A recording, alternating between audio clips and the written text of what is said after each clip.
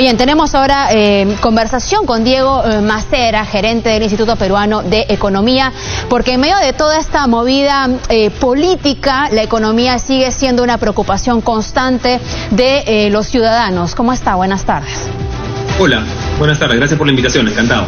Correcto, se ha hablado constantemente de la incertidumbre que afecta el bolsillo de los peruanos por el incremento de los precios. Hay lugares donde ya empieza a decirse que el pan cuesta 3 soles por 1 sol, ¿no? Lo último era 4 por 1 sol, pero el BCR también da información que es importante tener en cuenta para proyectarse en el futuro. Y habla también de la influencia, digamos, del extranjero, de cómo están incrementándose algunos alimentos o algunos commodities, ¿no? Para que usted también nos explique, sin duda, cuál es la proyección internacional y cómo nos afectará.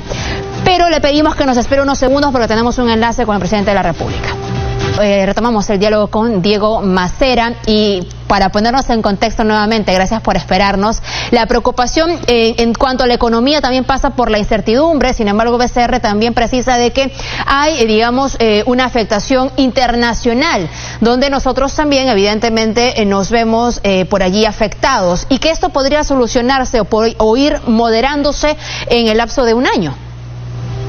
Sí, a ver, hay que entender acá que son dos procesos los que nos han golpeado al mismo tiempo, ¿no? Por un lado está efectivamente lo que comentabas, el alza del precio de los commodities, de muchos insumos internacionales, ¿no? Y por otro lado está el alza del tipo de cambio. Claramente sobre el primero no hay mucho que podamos hacer, ¿no? Todos los commodities o casi todos los commodities están más caros en el último año. Y estos son productos, pues, que decimos se transan a nivel global a precios más o menos fijos. Si hablamos de el maíz, si hablamos de trigo, si hablamos de aceite de soya, ¿no? Son todos productos que el Perú importa, ¿no? Y sirven para fabricar pan, para fideos, el maíz es el principal insumo del pollo, ¿no? Y todos estos han subido más o menos entre 50 y 90% desde el periodo prepandemia. Si comparamos 2019 con los precios que tenemos hoy día, estamos hablando, como digo, de incrementos entre 50 y 90% del insumo principal de varios de los alimentos que consumimos. A este tema que es global, ¿no? Hay que agregarle que en el Perú además tenemos pues un tipo de cambio que ha ido subiendo fuertemente en el último año y tenemos que comprar estos insumos internacionales que están en dólares, ¿no? Con un tipo de cambio más complicado para nosotros. Entonces es un poco llover sobre mojado, ¿no? Están más caros y además hay que comprarlos en dólares. Eso ha sido lo que ha tenido un impacto fuerte en los últimos meses sobre la inflación, que se espera, porque ya uno empieza a ver cómo están los contratos a futuro de los precios transados en los mercados internacionales, y se espera que empiecen a moderarse los precios en los siguientes meses, ¿no? Y eso haría que a lo largo, ojalá de los siguientes 12 meses, ¿no? De acá al siguiente agosto, no tengamos un regreso a la inflación similar, una inflación parecida a la que hemos tenido siempre, sí, que es de las más bajas de la región. Ahora, ojo, y también para ponerlo en contexto regional, por favor, ¿no? El Perú, a pesar de todo esto, no sigue siendo de los países con la inflación más baja de toda la región, ¿no? Esto es un fenómeno que está sucediendo en todo el mundo, ¿no? Y que todos esperan que durante los siguientes 12 meses empiece a tender de nuevo a la normalidad.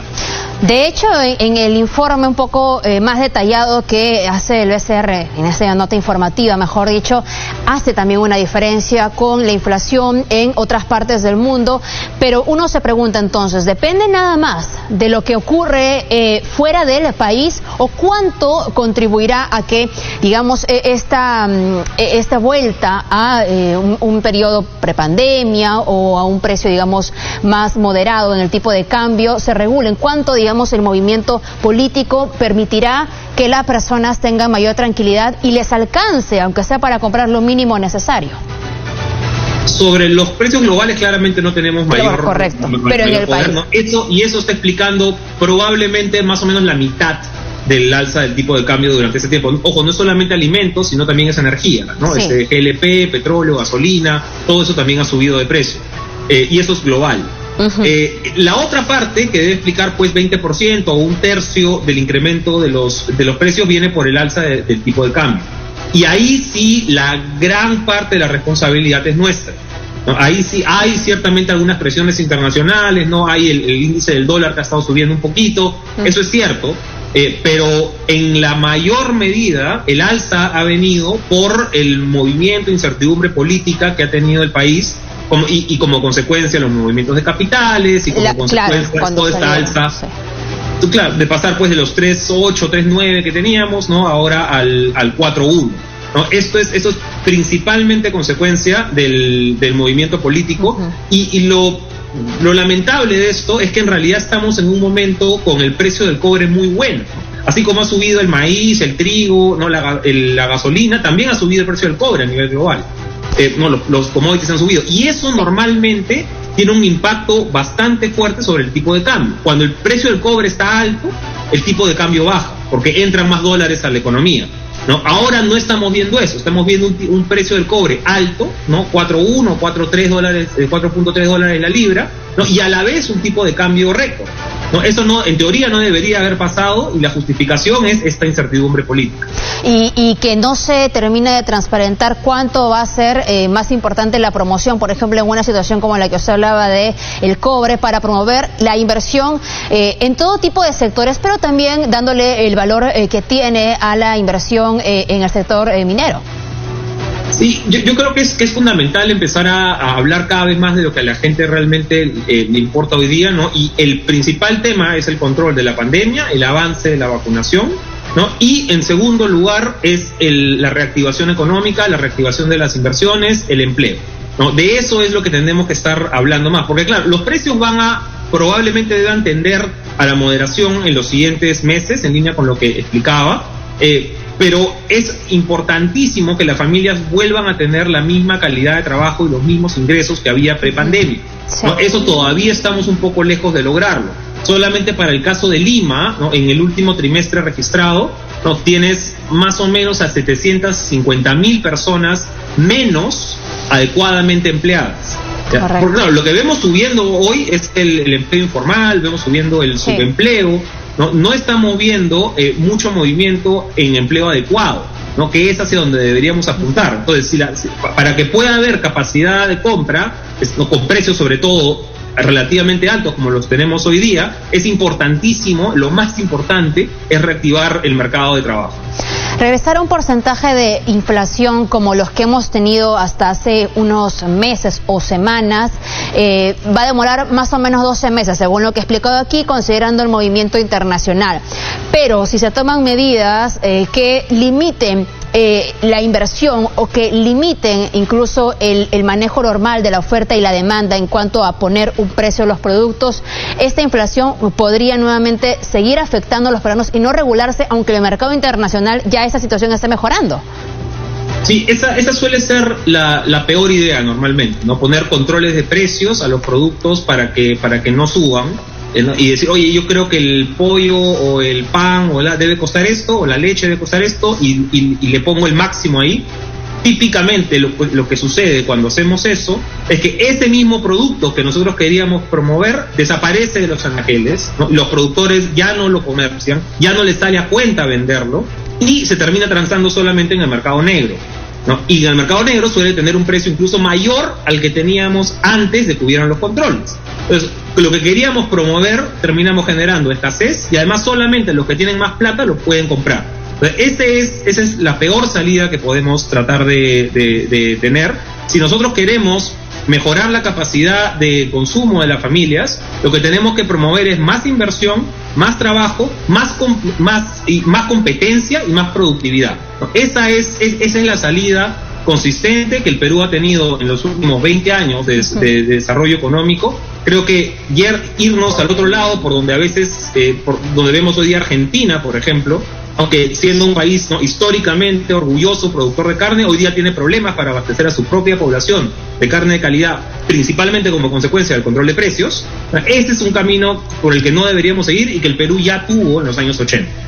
Correcto. Ahora también nos encontramos en una situación en la que uno se pregunta qué medidas puede seguir tomando el Banco Central de Reserva, que estaba gastando hace unos días más o menos el 10% de sus fondos. Para algunos les parecía eso muy poquito, otros decían que es lo razonable, pero imaginamos que como parte de un Estado hay un límite para poder ayudar a que no suba mucho más el tipo de cambio. Una cosa importante que hay que entender es que el Banco Central no tiene como misión tratar de fijar un tipo de cambio. Correcto. No, el Banco Central no dice el tipo de cambio tiene que ser 4 o tiene que ser 5. No, el Banco Central, la misión del Banco Central respecto del tipo de cambio es hacer que las variaciones sean bajas, que haya poca volatilidad del tipo de cambio. ¿No? De que un día no cueste 4.5 y otro día cueste 3 y otro día cueste 6, ¿no? Que sea un tipo de cambio relativamente estable. Pero si tiene que subir, ¿no? Por oferta y demanda, porque recordemos, el tipo de cambio es un precio, ¿no? Es el precio del dólar. Si tiene que subir por oferta y demanda, pues subirá. El rol del central es hacer que esa subida sea más suave, que no haya tantos movimientos en el camino. Ahora, el banco acá tiene diferentes instrumentos, ha estado efectivamente colocando, haciendo esfuerzos con reservas internacionales para moderar esta alza, esta volatilidad. Y además, desde el lado de la inflación, ¿no? Ha tenido también hace poquito, ¿no? Este incremento en la tasa de interés de referencia, ¿no? Y acá creo que hay que explicar, a veces las personas piensan, oye, el Banco Central subió la tasa de interés, entonces ahora las cosas van a costar más. No, el Banco Central subió la tasa de interés de referencia, ¿no? Precisamente para luchar contra las expectativas de inflación. ¿Ya? Es decir, cuando la inflación sube mucho, uno de los instrumentos que tiene a la mano el Banco Central es incrementar esta tasa de interés de referencia, que lo que hace es frenar un poquito el movimiento económico, dejar que no se recaliente tanto.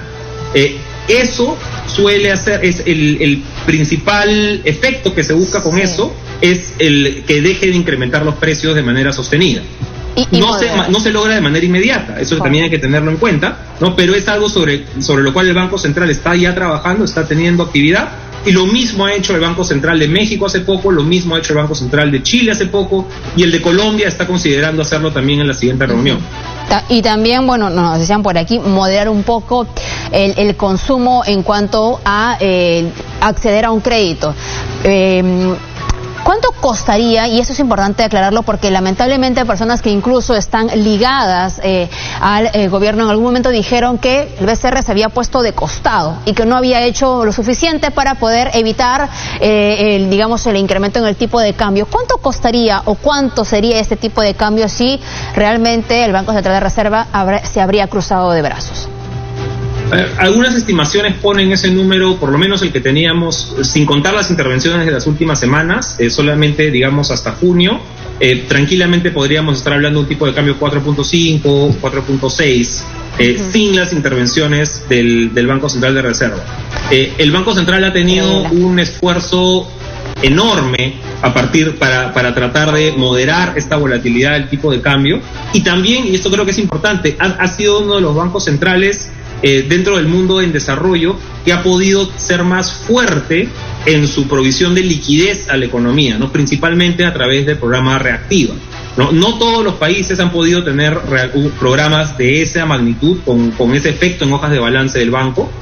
Felizmente nosotros, por la fortaleza macroeconómica que teníamos, por la fortaleza de nuestra moneda, eso ha sido posible, pero no es algo que hay que darlo por sentado, y esto ha venido junto además con una reducción de la tasa de interés de referencia, no, este 0.25, que estuvo durante un muy buen tiempo en el último año, que ha ayudado también a que la economía siga avanzando y a que los créditos sean más baratos. Hoy muchos de los créditos, tanto para corporativo como para mediana empresa, para MIPE, están más bajos que en el periodo prepandemia, y mucho de eso tiene que ver con las políticas que ha implementado el Banco Central. Bien, bueno, vamos a esperar cómo se maneja toda esa situación para beneficio de los peruanos, de los ciudadanos que en varias zonas del país, por ejemplo, no están alimentando a sus hijos con nada de proteínas porque no les alcanza. Muchas gracias, señor Diego Macera, por su tiempo. Muchas gracias por la invitación, encantado.